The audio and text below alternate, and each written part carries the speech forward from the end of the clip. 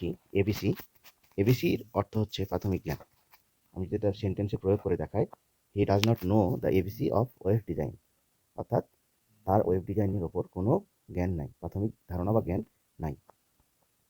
A woman's work is never done, অর্থাৎ মহিলাদের কাজ কখনো শেষ হয় না। Man may work from sun to sun, but woman's work is never done, অর্থাৎ ছেলে মানুষের কাজ সকাল থেকে সন্ধ্যা পর্যন্ত হয়, কিন্তু মহিলাদের কাজ কখনো শেষ হয় না। A fool's paradise.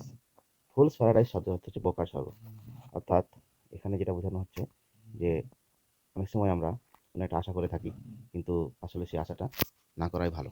যেমন ধরুন এখানে, if you expect any help from him you are living in a fool's paradise, অর্থাৎ তুমি যদি তার কাছ থেকে কোনো সাহায্যের আশা করে থাকো, তাহলে তুমি ভেবে নাও তুমি বোকার স্বর্গে বাস করছো।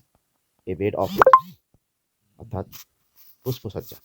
আমরা সবাই জানি এটা অনেক কমন একটি ইডিয়ম ফ্রেজ, সেটা হচ্ছে bed of roses. A life is not a bed of roses, অর্থাৎ জীবন পুষ্পসজ্জা নয়।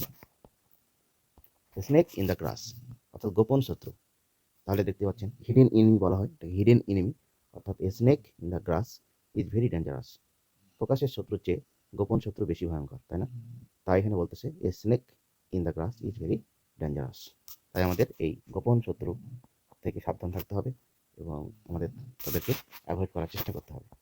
এ ম্যান অফ স্ট্র, অর্থাৎ দুর্বল চিত্তের লোক, যারা যে কোনো কাজে ভয় পায়, যে কোনো কাজে উৎসাহ কম, এবং যে কোনো কাজ করতে গিয়ে তারা আগেই মনে করে যে এটাতে সফল হওয়ার সম্ভাবনা নাই, তাদেরকে বলা হচ্ছে এ man of straw. We do not like a man of straw, আমরা দুর্বল চিত্তের মানুষদের পছন্দ করি না। এ বার্ডস আই, অর্থাৎ বার্ডস আই বলতে বোঝানো হচ্ছে যে ভাষা কোনো একটা জিনিস দেখা বা দৃশ্য দেখা, এক পলক দেখা, এ ধরনের জিনিসটা বোঝাচ্ছে। তো we took A birds eye view of the scenery, আমরা ওই দৃশ্যটার একটি এক পলক দেখে নিয়েছিলাম সেই দৃশ্যটিকে। এই স্ট্রং ইন এ টিকা, অর্থাৎ তুচ্ছ বিষয় নিয়ে তুমুল আলোড়ন, তুমুল আলোচনা, এটাই হচ্ছে এই storm in a tick up. তখন বলতেছে ডু নট রেইজ এই storm in a tick up on the simple issue, বলতেছে যে এই সাধারণ বিষয়টা নিয়ে তোমরা তুমুল ঝগড়া বা তুমুল আলোড়ন সৃষ্টি করো না। এ কক অ্যান্ড বুল স্টোরি, মিথ্যা গল্প, আজগুবি কাহিনী, গাঁজাখুরি গল্প, এ ধরনের গল্পকে বলা হয় a cock and a bull story.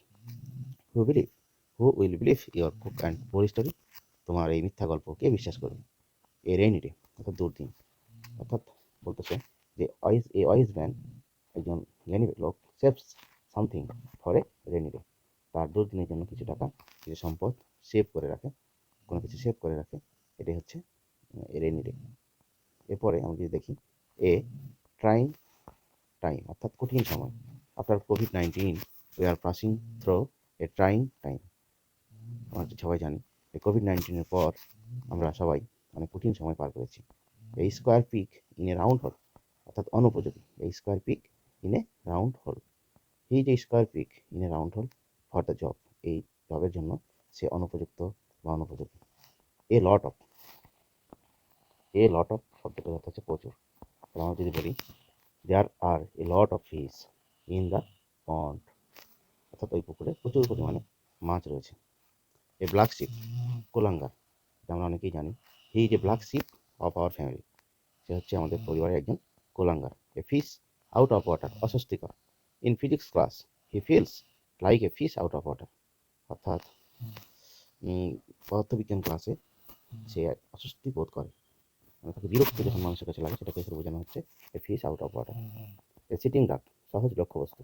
It is easy to fight in a sitting duck, সহজ লক্ষ্যবস্তুর সাথে যুদ্ধ করা সহজ। এ ফরগান কনক্লুশন, অবশ্যম্ভাবী ঘটবে। The result of election is a foregone conclusion. A man of letters, অর্থাৎ পণ্ডিত ব্যক্তি। Mister Aziz is a man of letters in our village. A man of word, my father is a man of word. A stone's throw, অর্থাৎ খুবই নিকটে। Our house is a stone's throw from our school, অর্থাৎ আমাদের বাড়ি থেকে school, আমাদের school থেকে আমাদের বাড়িটা খুবই নিকটে। ধন্যবাদ আমাদের সাথে থাকার জন্য। আমি পরবর্তীতে ইডিয়মস ফ্রেজ নিয়ে আবার দেখা হবে। সবাই ভালো থাকুন, সুস্থ থাকুন। আসসালামু আলাইকুম।